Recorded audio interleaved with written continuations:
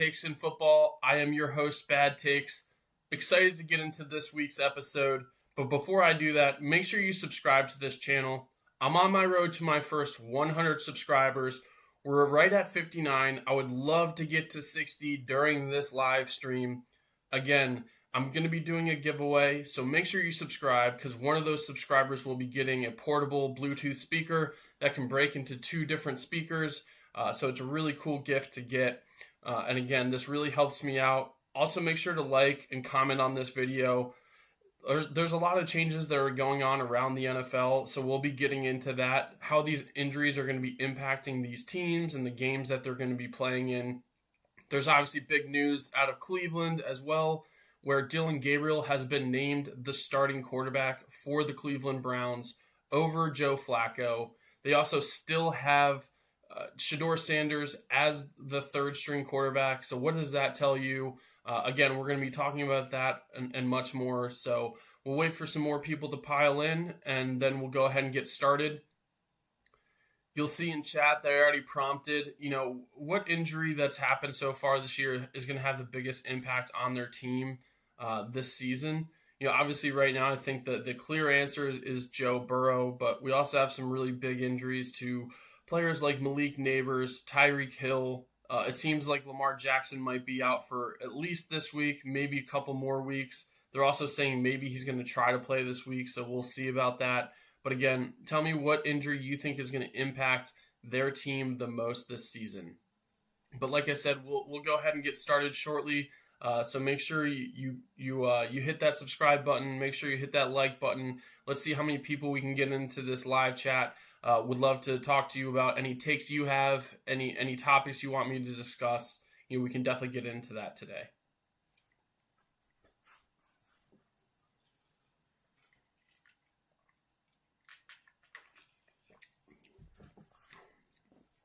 But yeah, I put a video out about this, but wanted to start this live stream to talk a little bit about what happened with the Cleveland Browns. So woke up this morning to notifications that Joe Flacco will no longer be the starting quarterback for the Cleveland Browns. They are going to be starting Dillon Gabriel. Like I said, I did post a video about this, so make sure you watch that. But for me personally, I think this was the right decision. When preparing for this show and talking about the Cleveland Browns-Viking game coming up, one of the things I was going to discuss was, how many more games are they going to give Joe Flacco as the starter? I said this before, I'll say it again. He does give them the best shot at winning a game. He is an 18-year veteran. He has been a Super Bowl winning quarterback. He won MVP of that Super Bowl. One of the greatest runs in the playoffs that I've seen any quarterback go on. But, again, he is 40 years old. We are probably seeing the end of Joe Flacco's career. He might come back next year. We'll see. But at this point in time, I find it really hard to believe that the Browns would have him as the starter unless there was some injuries that happened. I'm talking about to both Dillon Gabriel and to Shedeur Sanders. I think the Browns would be doing themselves as well as these quarterbacks a disservice if they don't give both of these quarterbacks a shot. Now, in general, what I would say is if Dillon Gabriel has good games, if he's looking like a starting caliber quarterback, you don't have to give Shedeur Sanders a shot. If Dillon Gabriel seems to be someone that you're going to want to stick with, just go ahead and continue to give him the reps, give him the experience, because you're not playing for this year if you're the Cleveland Browns. Realistically, this is not a playoff team. They're waiting to essentially offload a huge contract before they're going to be have any sort of impact in the NFL and in the AFC North. And I'm talking about Deshaun Watson. Deshaun Watson, he was injured early last year. He's going to miss this entire season because he had aggravated his Achilles injury. And it seems to me like his career in Cleveland is over. Now, what I will say on this topic, what are they going to do with next year is a whole nother conversation because of the fact that I don't really see like a marquee quarterback coming out of this year's draft. I think Nussmeier from LSU is probably your best bet. But then after that, there seems to be quite a drop off. I was really excited about Sellers out of South Carolina. He seems to be a little bit too inconsistent for me. His style of play is really fun to watch. But when when he's struggling, he really struggles. And so you just can't have that as an NFL quarterback. He does play in the SEC, which gives him the best experience he possibly can when it comes to playing up against good defenses. But again, just not seeing enough out of him to say, yeah, this is a number one draft pick. And truth be told, I haven't even seen that out of Nussmeier either. I think Nussmeier is the most consistent and has the most traits of a pro-style quarterback. But I'm still not completely sold on him. So again, I'm saying all this to say, I don't think the Browns are playing for the first draft pick in this year's draft either. Because who are you going to get with that? If, in my opinion, this is the type of draft where you're going to want to just go after the best available player. Because again, if you're reaching for these quarterbacks, I think you're going to end up getting burnt. I think the allure and the interest around Archie Manning has definitely fallen off.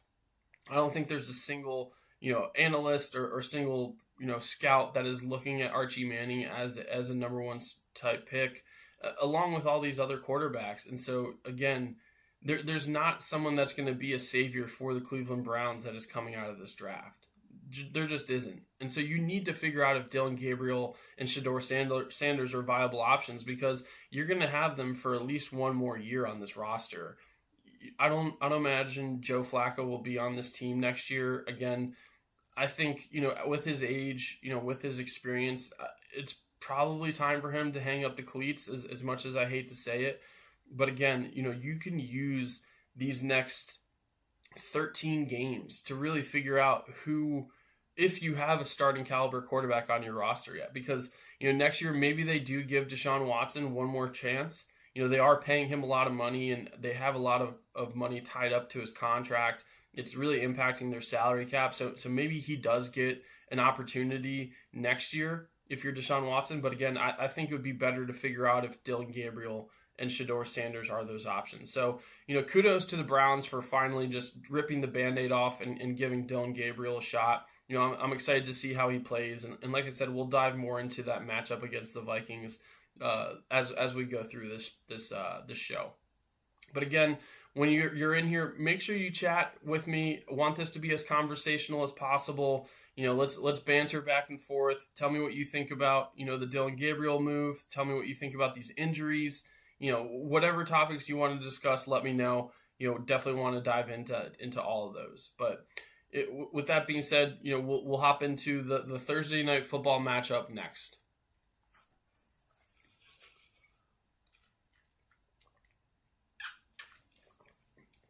Like I said, let's talk about this Thursday night football game. The San Francisco 49ers are traveling to Los Angeles to play the Rams. So this is an in-division matchup. And the biggest thing that I'm curious about is what wide receivers are available for the 49ers. Last week's game against the Jaguars, they saw both Pearsall as well as Juwan Jennings go down with, I would call, soft tissue or sort of nagging injuries. It wasn't necessarily like a broken foot or a torn ligament. It seemed more so like soft tissue injuries with an ankle, also a calf, and then you also saw a rib injury where Juwan Jennings got completely pancaked between two defensive backs. So again, really curious to see what weapons are going to be out there for the 49ers, because to me, this is a really tough game for the 49ers. Brock Purdy, something that he did last year, and I saw this again this past week against the Jaguars, is he just tried to put too much on his plate and he tried to do too much himself. When he does that, he forces the ball, he causes turnovers, and he had two very blatant turnovers. They were essentially wide open. It was a linebacker. It was Devin Lloyd. He had two back-to-back interceptions against Brock Purdy. He also caused a sack fumble as well in this game. And so again, Brock Purdy, you can't put too much on his plate. He has a solid running back still available in Christian McCaffrey. This is a game where you're going to really need to ride on Christian McCaffrey. If the 49ers want a chance at winning this game. Christian McCaffrey is going to have 20 plus carries in this game, and you're going to need to see at least 5 receptions out of him as well. Like, this is just the type of game where McCaffrey is going to have to go for 150 plus all-purpose yards. There's no doubt in my mind about that if the 49ers want to win this game. What also concerns me is the fact that, they didn't get to the quarterback once against the Jaguars, who have a much less, I would say, formidable offensive line than the Los Angeles Rams. And so Matt Stafford's going to have a lot of time back there. And, Puka Nacua is looking like the best receiver in the NFL right now. I know Jamar Chase, he doesn't have Joe Burrow throwing him the ball, but Puka Nacua has been putting up insane numbers throughout the year. Let me just pull this up real fast because, again, like it's really actually impressive numbers. All right, let me pull this up. Let's go ahead and get here. Yeah, Puka Nacua, he's first in receptions, he's first in yards, he's 46th in touchdowns, but he has 42 receptions for 503 yards. That is averaging over 100 yards a game through 4 games, right? He's well over that. And you also add Devontae Adams to that mix, and then Kyron Williams, who is a solid running back for the Rams as well. They just have a lot of weapons. And so, again, for me, this has to be a Christian McCaffrey show game for the 49ers because the Rams are going to be able to put up points. They're also able to get after the quarterback. They have a really good young defensive line and just overall pass rush. And so, Brock Purdy, you're going to need to get the ball out quickly. I don't think we're going to see George Kittle in this game.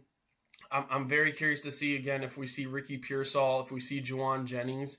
And so it's going to come down to players like Kendrick Bourne, to actually have an impact in this game. And again, I think this is going to have to be the Christian McCaffrey show. And again, on the other side, the Rams, they're playing very well. They should not have lost that game to Philly. I really do see the Rams, as long as Stafford is healthy, as one of the top teams in the NFC. And on a short week, this game being at home in Los Angeles, I think this has the perfect recipe, for the Rams to win this game. And I see the Rams winning this game 28-17. That's really what I expect to see out of this game. So I don't know if anyone sees anything differently, let me know. But like I said, I just think that with the amount of injuries, the 49ers have, this is just a perfect storm for the Rams to come out with a big win. And I think it won't be close throughout the game either. I really do think the Rams will dominate throughout this game. One of those points, 7 of those points I'm projecting of the 17, I can imagine, being in garbage time. Now let's talk about those Cleveland Browns. Again, they're facing off against the Minnesota Vikings. So this game is in Cleveland. This will be the first start for Dillon Gabriel. Now, something that I think is exciting about this fact is the fact that you're now seeing young weapons having an impact for the Cleveland Browns. Dillon Gabriel, he's getting his first shot. Quinshon Judkins, although he was not available at the beginning of the season, he had like one practice before he played against the Ravens. These last couple of games, he's really turned it on. He had like 82 yards and a touchdown last week. He just seems like the type of running back that can be a workhorse for this Cleveland Browns team. And I think Dillon Gabriel is going to have to lean on Quinshon Judkins a lot in this game.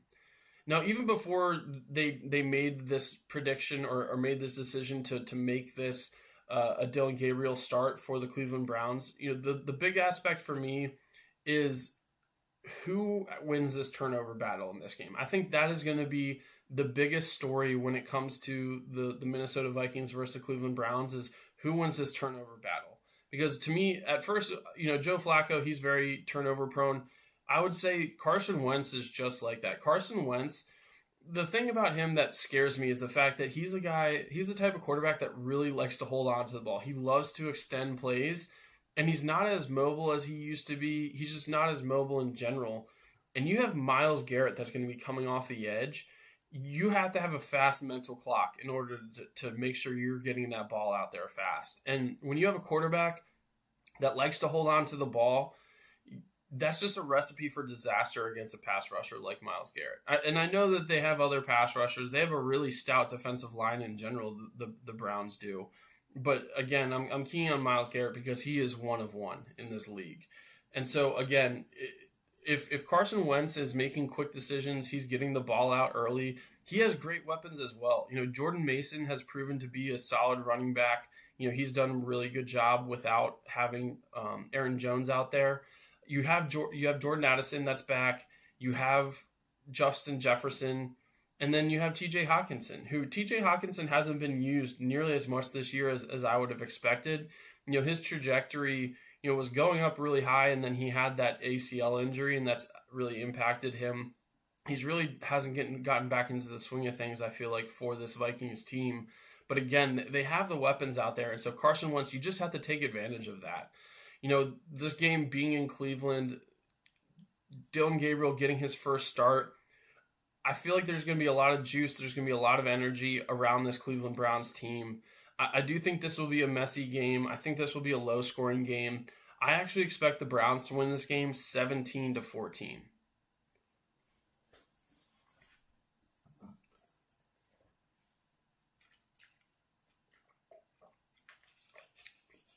Again, thank you for joining. If you're in here, make sure you comment and chat. Tell me what you think about this week's matchups, the injuries that have happened, the quarterback changes, whatever you'd like to discuss. Let me know in chat. Again, I want this to be back and forth sort of banter. I want this to be a fun place for fans to come together, talk about their teams, talk about other teams, all that. But again, feel free to comment and chat, like this video. Also, again, make sure you subscribe to this channel. I am on my road to my first 100 subscribers, so it really does help me out. Next game we're going to talk about. This is the Raiders versus the Colts. All right, so we'll be getting into the Raiders versus the Colts. First thing I'll say about this game, the Colts are the real deal this year. They truly are a legitimate team, and I don't think anyone really saw that, but through 4 weeks, right? I don't think this is a hoax anymore. This isn't just like a 1 or 2 week sort of thing. Even in the game that they lost, the Colts played really well against the Rams. Like that was a tough fought game, and honestly, the Colts could have won that game very easily as well. Like they had the ability and deserve to win that game just as much as the Rams did. And so again, they're a much more legitimate team than people realize. Like I think the combination of Daniel Jones, Jonathan Taylor, and Tyler Warren is just a great trio to have. They're putting together a really solid offense, and I didn't even mention Michael Pittman. Right? So they have weapons out there, and then they just have like a stout defense. Like their defense, they don't have any, I would say, name brand, star-studded players, but they have players like DeForest Buckner, who's just a constant disruption on the defensive line, right? Like that guy just constantly makes plays in the backfield, and he opens up and allows those Indianapolis Colts linebackers to fly around and get to the ball. Now on the other side, what I will say is, the Raiders defense, they do struggle. They do not have a good defense, in my opinion. Max Crosby is even struggling to get to the quarterback right now. I don't think that's necessarily his fault. I think they're just keying on him so much because there's just not a lot of other aspects of that defense that offenses are worrying about. But, I will say on the other side, from a positive for the Raiders, the fact that they have figured out how to get Ashton Jeanty going. I think what they realize is they just need to let Jeanty be Jeanty. There's a huge conversation and talk around the fact that, Jeanty is finally just doing his normal stance that he had from college, which, in the grand scheme of things is not that important, right? That is not something where it really is that big of a deal. But again, it's just one of those little signs, one of those little nuggets where they're just like, hey, just be you out there. And I think the Raiders, even though the Colts have a really good run defense, like the Raiders are really going to have to rely on Ashton Jeanty because their wide receivers are just super inconsistent. It's essentially Brock Bowers at tight end is their offensive passing game. Trey Tucker, he's shown the ability to be a good wide receiver. Like, he had 3 touchdowns in week 2, in week 3, but then last week was essentially a no-show. So they just have, like Jacoby Myers is also inconsistent.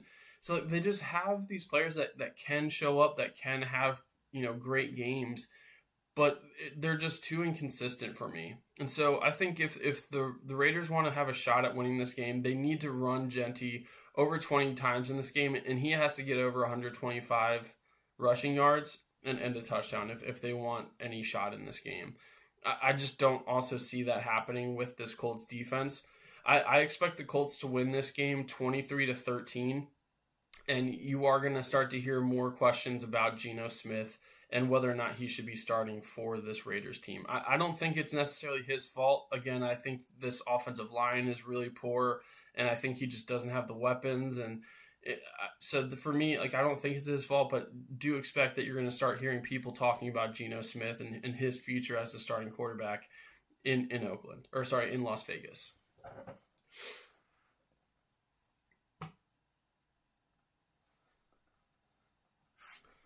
Next game we're talking about the New York Giants facing the New Orleans Saints. Now, I actually think this will be a pretty decent game. I will say, though, I do think this is the perfect sort of second game for Jackson Dart. Jackson Dart, in your first start, he did beat the Chargers. I don't think anyone expected the Giants to beat the Chargers, especially with Malik Nabers going out. But Jackson Dart, he did exactly what he needed to do. I'll put a lot of that game on Cam Scatterbo as well. And then also there's that Giants defense. The Giants defense did a great job. What I'll say about the Saints is, I do consider them to be one of the worst teams in this league. I would probably put them as like the second worst team in this league.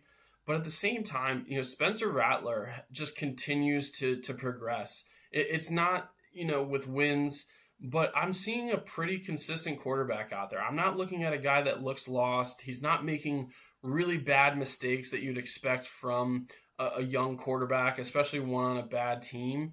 To me, the biggest issue is his offensive line and then just inconsistent play out of his weapons.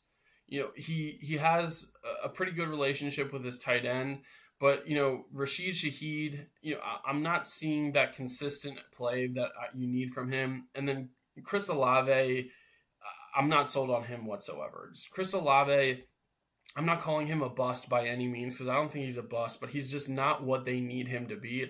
He's not what they expected him to be either. Like, that's the biggest aspect of this is the fact that he's just not a wide receiver one, and that's what they drafted him for. And so that is having a pretty big impact on this offense.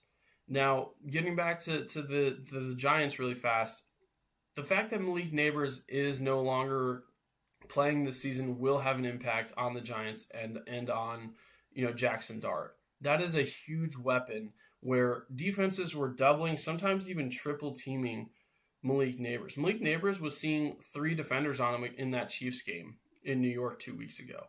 They were double covering him. And so again, that's a huge aspect of an offense that your defense doesn't have to worry about anymore. And so that's a huge advantage for this Saints team. This actually gives the Saints a legitimate shot at winning this game. I think really the biggest X factor in this game will actually be Cam Scatterbo. Cam Scatterbo has proven that he can be a workhorse. He's a guy that loves to get 20 plus carries in a game. He's actually done that already this year as a rookie running back. And so if he's able to run the ball successfully on this Saints defense, it's going to open up so much more for Jackson Dart. It's going to give Jackson Dart the time because they're not going to be blitzing as much. And also, they're going to be keying on the run. And so it's going to allow his weapons, like the Sterling Shepards of the world, to get open, right? It's going to give them a shot to actually, get the ball and hopefully get some yards after the catch. I think also another aspect is, who wins the turnover battle in this game. I think that's going to have a big key. Again, Spencer Rattler, he hasn't really been turning the ball over a lot. I'll pull it up really fast. I don't think he has more than 1 interception on the season. I really don't. Let me pull this up real fast. Yeah. Spencer Rattler, he has 765 yards. He has 1 touchdown and 1 interception. So again, it's not like he is throwing an insane amount of interceptions. Like I talked about Joe Flacco earlier. Like Joe Flacco has like 5 interceptions this year. Spencer Rattler only has 1. That's a really good stat to have. And so again, he's giving them the chance to win these games. This is a game that I think could go either way. I actually expect this to be a really close game, and I expect it to be a low-scoring game, especially without Malik Nabers. I think the Giants win this game 17-13. Ashton, if you're in the chat, let me know what you think about that projection.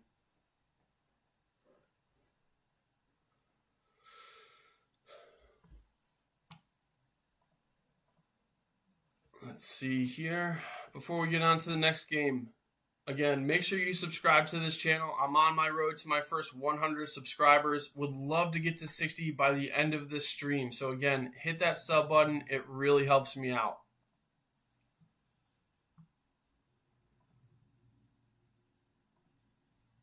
If not, we can go ahead and dive into the next game. The next game we're going to be talking about is the Dallas Cowboys versus the New York Jets. Now, I will say this, the Cowboys team, similar to the Colts, they're a lot better than what I expected. You know, they've proven in a couple games, one, that they know how to just go toe-to-toe with another offense. You know, they did this against the New York Giants, where Russell Wilson threw up 450 yards against them, and the Cowboys still won that game. And then they actually tied the Packers in overtime this past Sunday night, where it seemed like the Packers had that game locked down. But Dak Prescott just didn't give up. George Pickens had an amazing game as well. And so, again, this Cowboys team is a lot better than people think. Their defense isn't good. I will say that. They do give up a lot of points. You know, they did find ways to get turnovers in key situations. They've been known to do that in the past. But they're playing against a Jets team that is probably one. I think they're pretty pissed off. Like, they just haven't been playing well. You know, I think they kind of feel slighted. I think they feel forgotten about, which is completely justified. I don't think that this Jets team is a good team. You know, I think a big part of what will be determined in this game will be how successful Javonte Williams is in the run against this Jets defense. Because I will say the Jets defense is their strength. You know, I think having Quentin Williams in the on that defensive line is a huge advantage that they have. You know, they can definitely stop the run. And so if Javonte Williams isn't able to get going, and, you know, the Cowboys have to focus on the pass, especially still without CeeDee Lamb, you know, you're going to need another repeat performance from George Pickens for the Cowboys to win this game easily, in my opinion. Now, again, the other aspect is, you know, can the Jets get Breece Hall going? You know, Breece Hall is not having a good year, in my opinion. You know, Breece Hall, I don't think he's gotten into the end zone yet this season. You know, I think he's had something along the lines of, I'll just pull it up so that we can talk about this a little bit.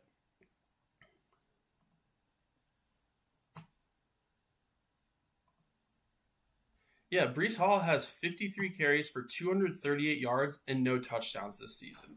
Now, they just also lost Braden Allen for some games. You know, he's injured. I don't know if it was the whole season or not, but it's going to be up to Breece Hall for this run game besides Justin Fields. That's, you know, and Breece Hall, again, he's had solid years in the past. Like, this isn't something where I'm sitting here saying, like, he's not a good running back, but he's not getting going. He's not getting into the end zone. And, you know, I'll pull a John Madden quote. The key to winning the game is whoever has the most points at the end of the game. Like, Captain Obvious, thank you. But that's just something that this Jets team is not doing. They're not getting into the end zone. And so that's going to be a big factor is can Breece Hall get going in this game? When it comes to what I actually project, you know, when I think of who's going to win this game, I just think this Cowboys team, especially their offense, is a lot better than people are saying. I don't think people are giving them the respect. I think there's a huge aspect of the media and just fans in general that want the Cowboys to fail just because they're considered America's team. And people aren't big fans of Jerry Jones, which is fine. I understand that part. But I actually think the Cowboys will win this game. I think they win this game 23-17. Next game I have coming up. This is a big matchup. I think this is going to be one of the best games of the week, in my opinion. I'm going to be talking about the Denver Broncos facing off against the Philadelphia Eagles.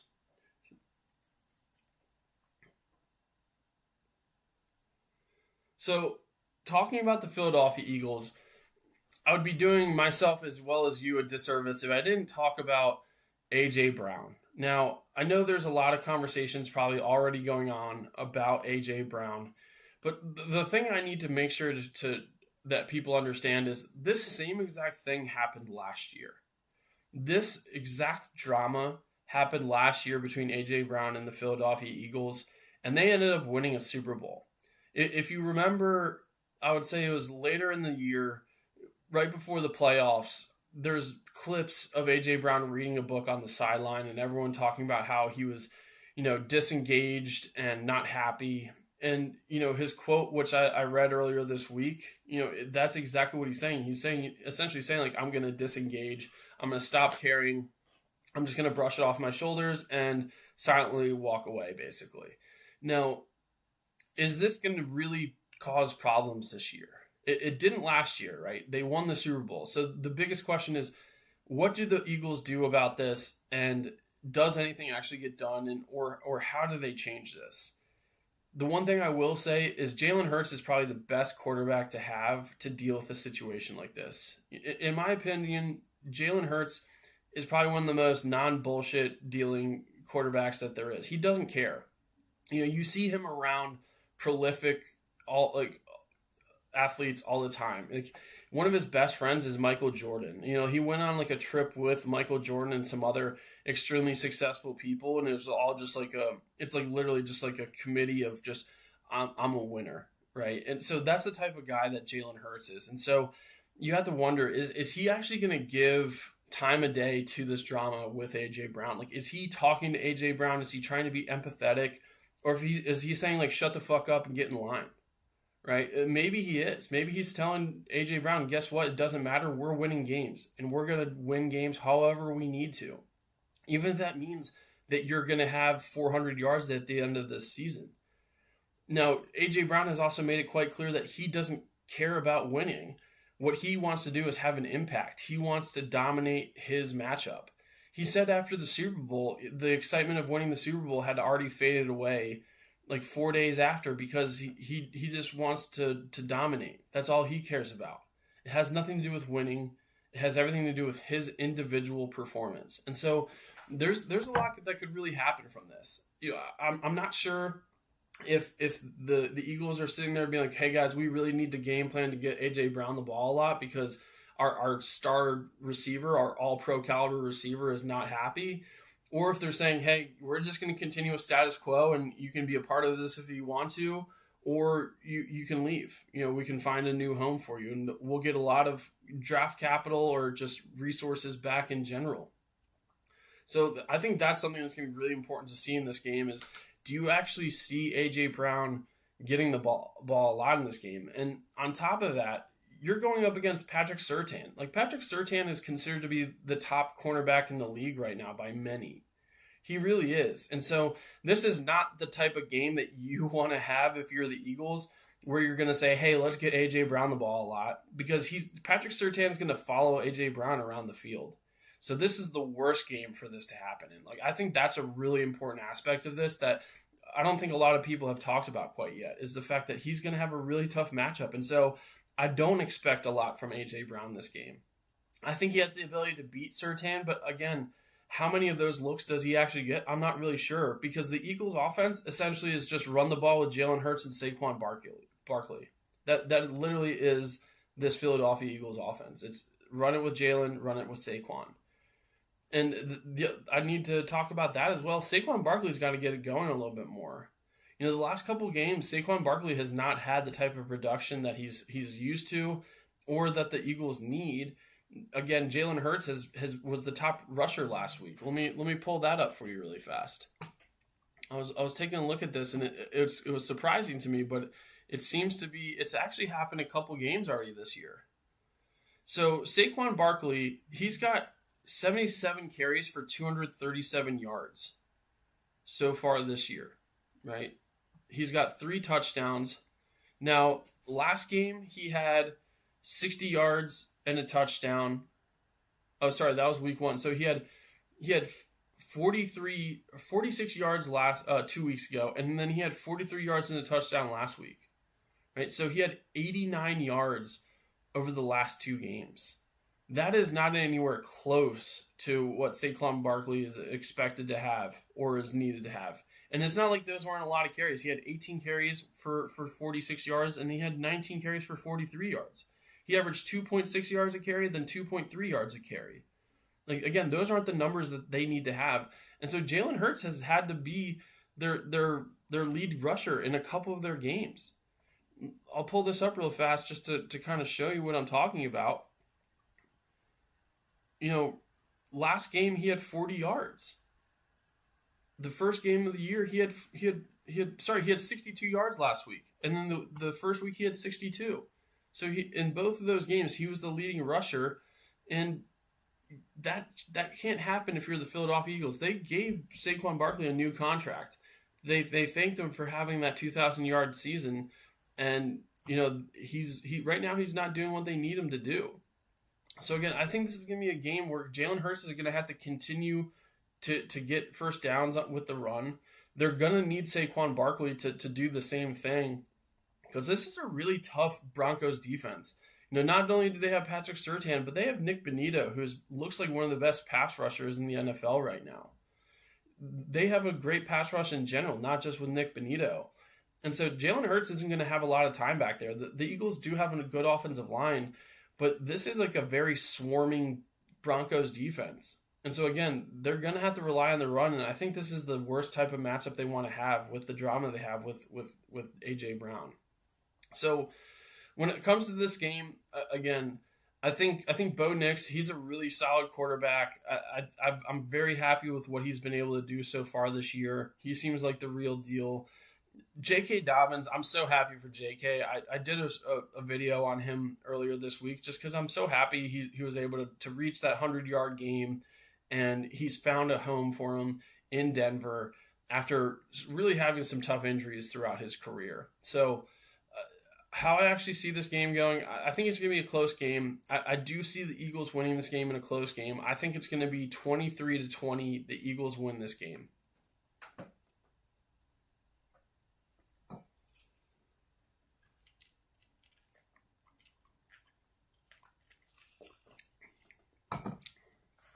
Let's go ahead and talk about the Miami Dolphins and the Carolina Panthers. Now, I think, first off, this will be a close game and a much closer game because of the fact that the Dolphins do not have Tyreek Hill. Another point I will say on this that I think is important to talk about is, how will this actually impact the Miami Dolphins not having Tyreek Hill? Now, on the field, right, I think that's a huge weapon to lose. I think losing Tyreek Hill makes it so that defenses have one less person to worry about. I will say I do like Devon Achane, and I really like Jalen Waddle. So they still have good weapons that Tua can pass the ball to or utilize any which way. But to me, sadly, I do think that Tyreek Hill sort of was a detractor when it came to the culture and the locker room for this Dolphins team. And sometimes, even though he was had a good impact on the field in a lot of ways, like sometimes stuff like this actually ends up helping teams. I'm not saying that that's going to be the case, but I think it's going to be interesting to see how this Dolphins team gels without Tyreek Hill. I think there was sort of a thorn in the side of the Dolphins team. It was sort of untalked about because of what happened at the end of last year, where Tyreek Hill essentially trashed the team and talked about how he needed to get out. No one was willing to trade for him, and so he stuck around, and the Dolphins weren't going to cut him because they just have too much money tied into him.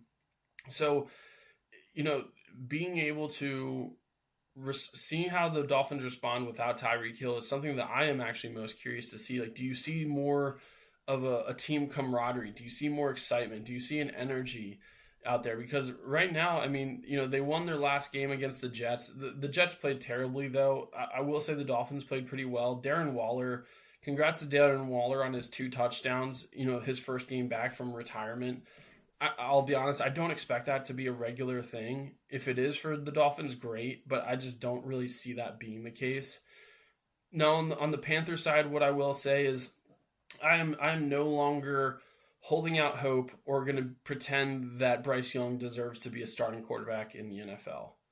I'm really not. Even in the game where they beat the Falcons 30-0, he was not impressive. Like, he didn't do anything in that game for them to win it. That had everything to do with the Falcons just being so bad in that game. And again, I know he doesn't have a lot of weapons. His top weapon is Tet McMillan, the rookie receiver. Xavier Legette didn't even touch the field last week, which is completely understandable. Jalen Coker, he's been injured. They just had David Moore go down last week as well. So they don't have the weapons. Chuba Hubbard has been a pretty consistent running back. But again, they're just not a good team. I don't think they gel well together. I'm not sure if Dave Canales will be there much longer than this year either. It just seems to me like this is the type of year where the Panthers are going to pack it in early. I don't see any sort of progression from any perspective of this team, ever. How they lost to the Patriots was just straight up embarrassing. They didn't look like a good team at all, and they didn't look like they deserved to be on the same field as the Patriots, who also aren't that good of a team. I talked about that earlier. The Patriots aren't a consistent team. They're not like a powerhouse. And so to get dominated the way they did by the Patriots, it's just straight up embarrassing. So again, I don't have much hope in this Panthers team. I think the Dolphins, without Tyreek Hill, still win this game. I think they win this game 24-13. And I think at the end of this game, you're going to start to see people discussing a new quarterback in Carolina. I think that's where conversations are going to go. It's probably going to be Andy Dalton for the time being. They don't have another viable option, but I do think that we are seeing the last of Bryce Young as a starting quarterback in the NFL. I got to take another drink before this next game that I'm going to talk about. It's going to hurt.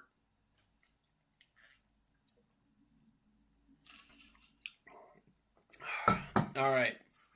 Are there any Ravens fans out there right now?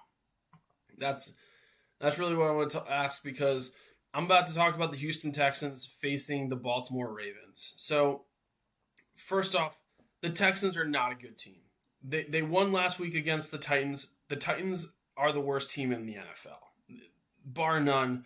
They are abysmal. Cam Ward, you're not it. Brian Callahan, you're going to be gone at the end of this year. I just think the Titans are an abysmal team. Now, the Texans did make play calling changes, and that seemed to work for them. Can that work again this week? Sadly, I think that it will. And I think it will because of one main reason. It's the fact that this Ravens defense is terrible. Like I said, I'm a Ravens fan. I'll say that. I want to be as unbiased as possible. This Ravens defense, even before the injuries, was not looking good. But you're looking at a game where you're probably not going to see Marlon Humphrey. You're probably not going to see Nate Wiggins. You're not going to see Roquan Smith. Matabike is out for the year. Travis Jones, I hope he's back. If he's not back, they're going to be in extreme trouble on the defensive line. I don't expect to see Kyle Van Noy in this game either. Their pass rush is non-existent. And so, C.J. Stroud, your offensive line is terrible. Guess what? The Ravens' pass rush is even worse. Odafe Oweh, I thought this guy was going to be a 10-sack sort of player this year. He's going to be lucky to get a decent contract next year. He's in a contract year. He doesn't have a single sack this year, and he just looks bad. And Mike Green, you look like you're going to be a decent pass rusher, but you're just not quite there yet. And again, without Van Noy, David Ajabo, unless you have a wide open lane to the quarterback, you aren't able to get to the quarterback. This team just looks deflated. The Ravens team, they look lost. They look defeated. They're talking about how Lamar Jackson might actually play in this game, which kind of alludes to what I was saying before. And I hate to say this because in general, I love Lamar Jackson. Lamar Jackson quit in that Chiefs game.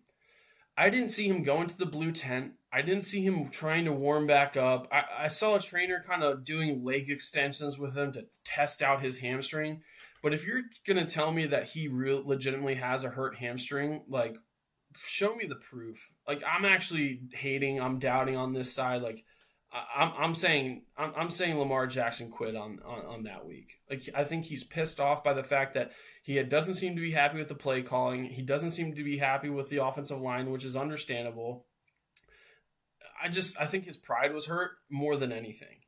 And so the fact that they're probably going to be starting Cooper Rush in this game just tells me everything I need to know about this game. Because Cooper Rush, I watched you in the preseason and I watched you in that short stint, against the Chiefs. You are a terrible backup quarterback. Like, you are absolute garbage. You do not deserve to be a backup quarterback. There are so many more options out there that deserve to be a backup quarterback. It makes no sense why you actually made this Baltimore Ravens team. And that is just me being completely honest.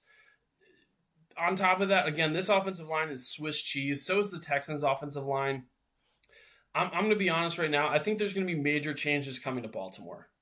I think this year was a year they expected to just be back in like Super Bowl contention, and they're 1-3 right now.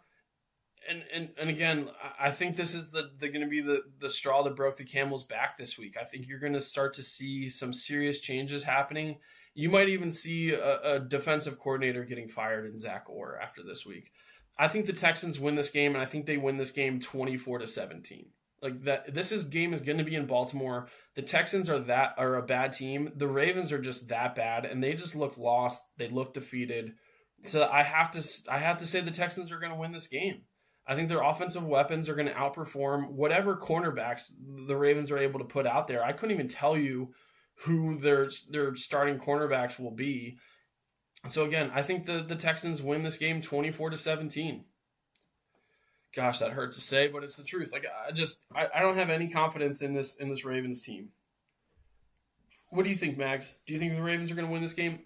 Mags doesn't either. Mags does not think that the Ravens are going to win this game either. So, next game we're going to talk about. We're going to be talking about the Titans versus the Cardinals. Now, I'm not going to spend too much on this game because again, Cam Ward actually said it himself, and I think he was even talking about himself in this perspective, but he said this team is ass with a capital A. Like, this Titans team is ass. Like, so bad. It's not even enjoyable to watch. Like, part of my job doing this is, like, I have to watch these games, and, like, this is a game where I'm just saying, like, please don't make me watch this.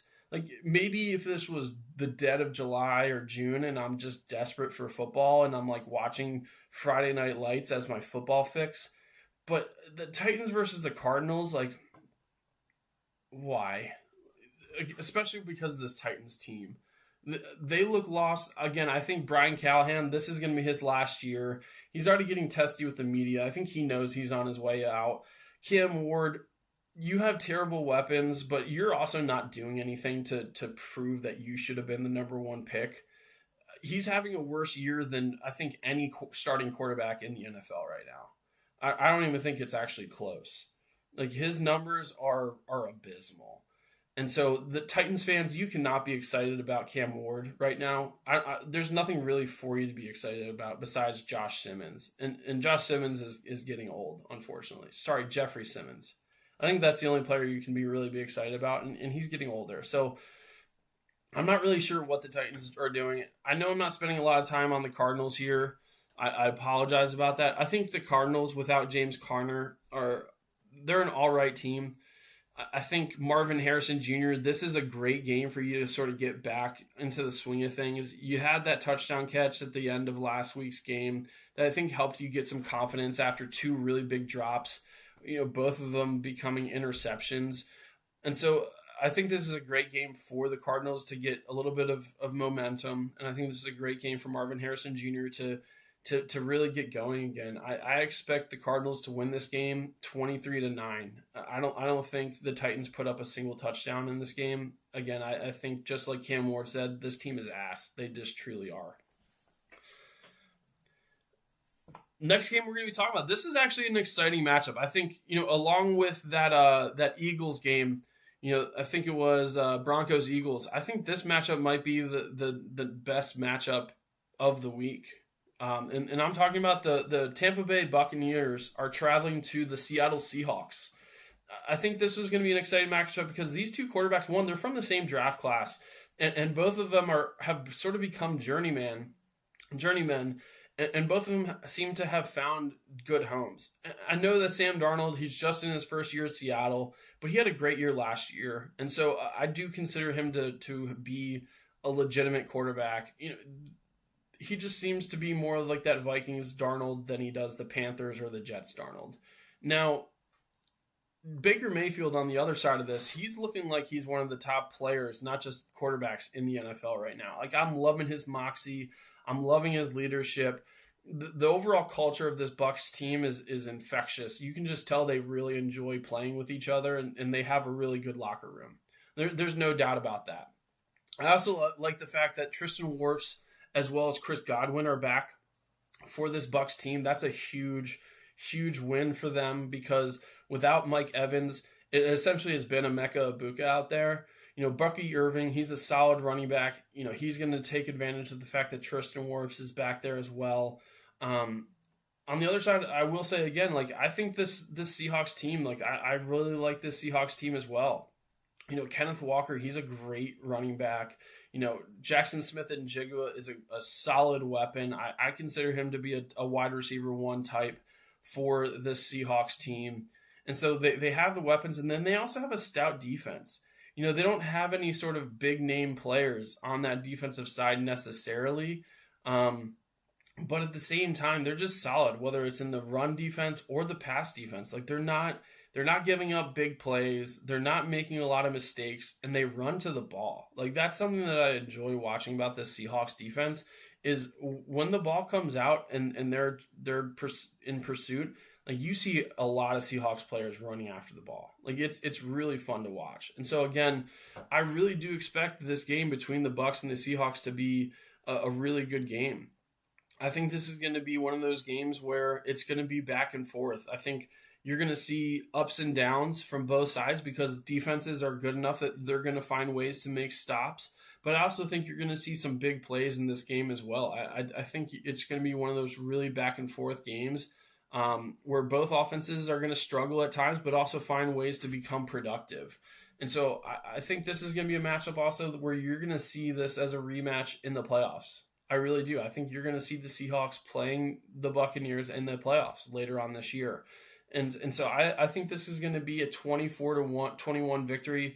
I think the Bucs win this game. I think the Bucs are just a tier above the Seahawks. I really do. I think they're just one tier above the Seahawks. And even though it's in Seattle, I just love the moxie of Baker Mayfield. He just seems like he's a man on a mission this year. So I'm going to give the nod to the Bucs 24-21.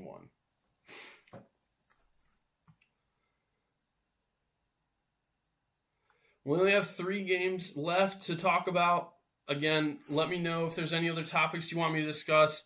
While you're in here, make sure you hit that sub button. Again, it really helps me out. I'm on my road to my first 100 subscribers. Again, make sure you're chatting. Make sure you're commenting. I want this to be as conversational as possible. I want there, if you have any banter, tell me my takes are bad. Go for it. You're not going to hurt my feelings. I'm here to have a good time. This next game we're going to talk about is the Detroit Lions are facing off against the Cincinnati Bengals. Now, this Cincinnati Bengals team, I don't think this is a secret to anyone. They're in trouble. They are really struggling without Joe Burrow. Jake Browning, he's been able to prove that he's been able to be the backup and be a good backup for Joe Burrow in the past. He's had essentially a winning record one season as Joe's replacement. But they just can't seem to figure it out this year. I'm not sure if it's because their offensive line is just giving up way too many pass rushes. And so Jake Browning isn't getting into a good rhythm and he's hearing footsteps, if you will. But this Bengals team just looks like they're struggling. T. Higgins and Jamar Chase, they're not able to put up the numbers right now. I said this last week, and I really do think this is what you have to do. They really just need to throw screen passes and slant routes to these receivers. That is all you need to do. Like that should be your run game, is because Chase Brown is not it, right? You need to just throw screen passes and slant routes and just let Jamar Chase and T. Higgins do their thing. That is what you should be doing if you're this Bengals offense. Like, there's no reason why you should be running 20-yard routes with these receivers right now, because Jake Browning, one, isn't getting in the ball there, and also he's getting hunted down. And so that is the best bet and the best route for this Bengals team if they want to have any shot in this game. Because let's also talk about the Lions real fast. This Lions team, they don't care that they don't have Aaron Glenn and Ben Johnson. Like, that whole narrative is gone, right? Everyone's like, oh, let's see what the Lions are like without these coordinators. They're a really good fucking team. That's where they are. They're a really good fucking team. They are still my Super Bowl favorite out of the NFC. And this is a stacked NFC. Like, if you were to tell me to do power rankings right now, I would probably have 4 NFC teams and 1 AFC team in the top 5. Legitimately. And I would probably have the Lions at number 1, the Eagles at 2, I'd probably put the Bills at 3, and then I would have the Rams and the Buccaneers right there. Like, that would be my top 5. And so again, like, this Lions team, they're going to just have a field day with this Bengals team, because the Bengals, they look defeated. Jamar Chase is yelling at Coach Taylor on the sideline. That doesn't matter. Like, it doesn't matter that he's yelling at him, but at the same time, it just shows you, like, where this team is.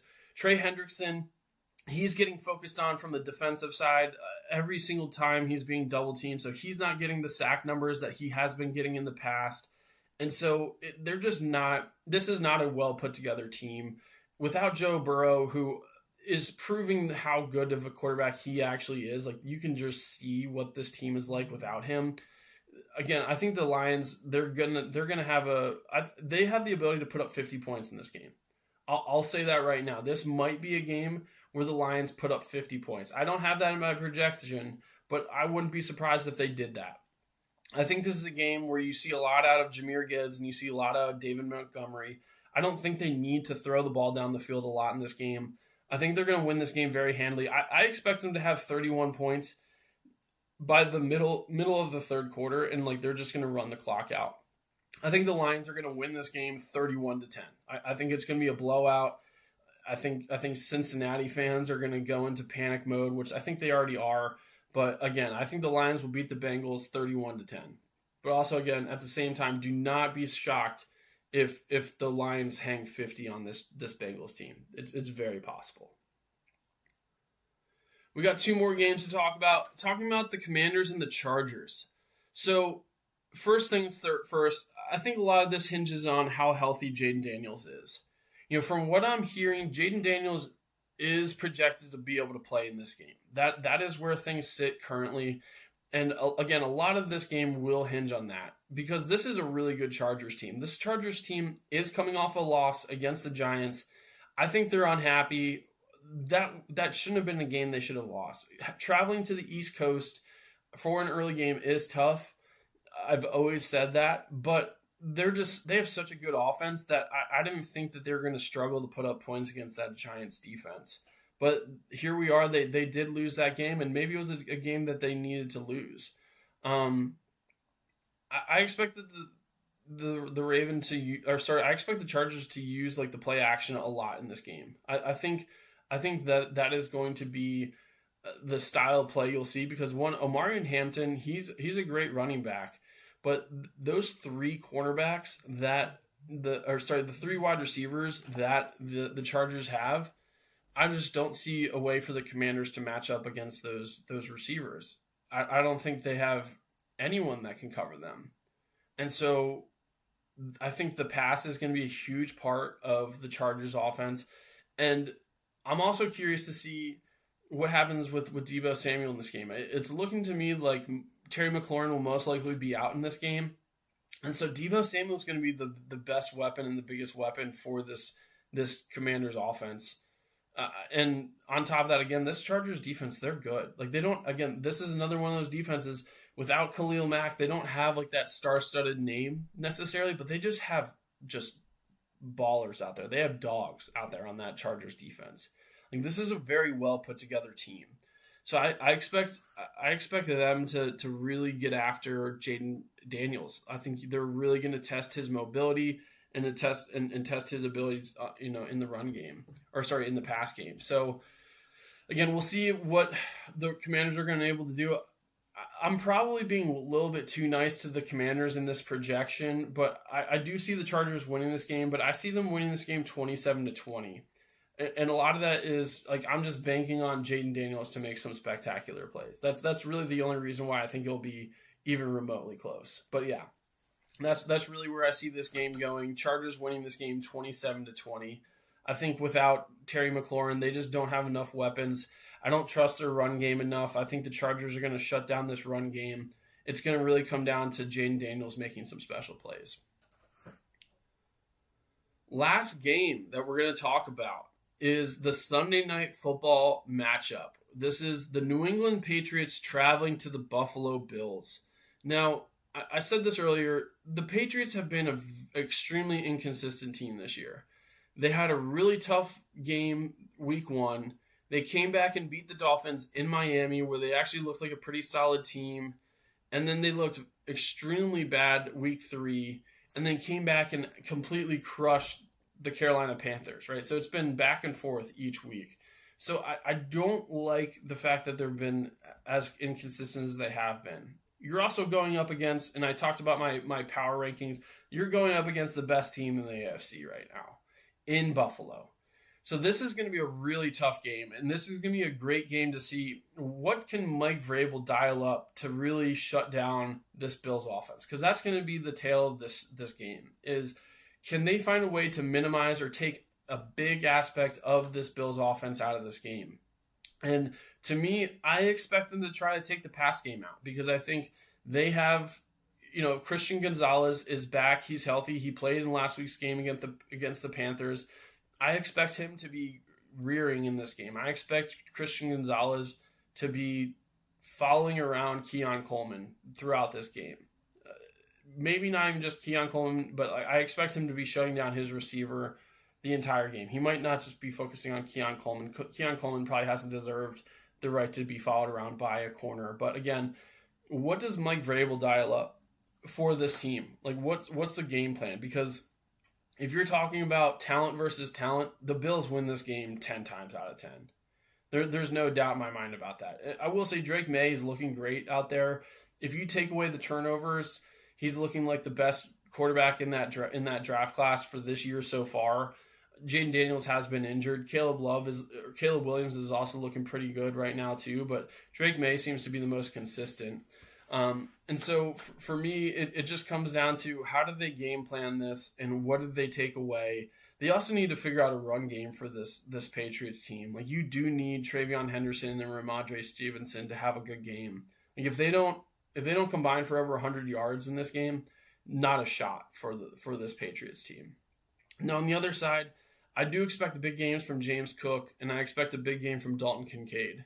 I think again, the Patriots are probably going to try to take the pass game away, frustrate Josh Allen, try to force him to make mistakes. And so I think James Cook is going to be a workhorse in this game, and I expect a lot of dump down passes to Dalton Kincaid. I think that is the recipe for success for this Bills team. And when it comes down to what I actually project to win for the score in this game, I think the Bills win this game. I think they win this game 24-13. That's really where I see this game ending up, is 24-13. Bills win this game and they remain undefeated. Again, I think a big aspect of that is just overall talent. They're just overall a better team. I do think that the Patriots will show a little bit more consistency in this game. It just won't be enough. So if there's anyone in chat that has any other topics we want to talk about, let's go ahead and hear what those are. Otherwise, we're probably going to be signing off for the day. But again, I do appreciate everyone that hopped on today. Again, make sure you subscribe to this channel. Make sure you like, comment on this video. I want to make sure that people are finding out about this live stream, because I am doing this every Monday and Wednesday at 1 p.m. Eastern time, going over the upcoming games, recapping the previous games, any stories that are going around, any takes that I find interesting. So again, make sure you bring, you subscribe to this channel. Make sure you come to the table for these Monday and Wednesday live streams. I'm putting out other content. But yeah, that's going to be it for me today. Thank you again for watching. This is your host, Bad Takes, with Bad Takes in Football, signing out.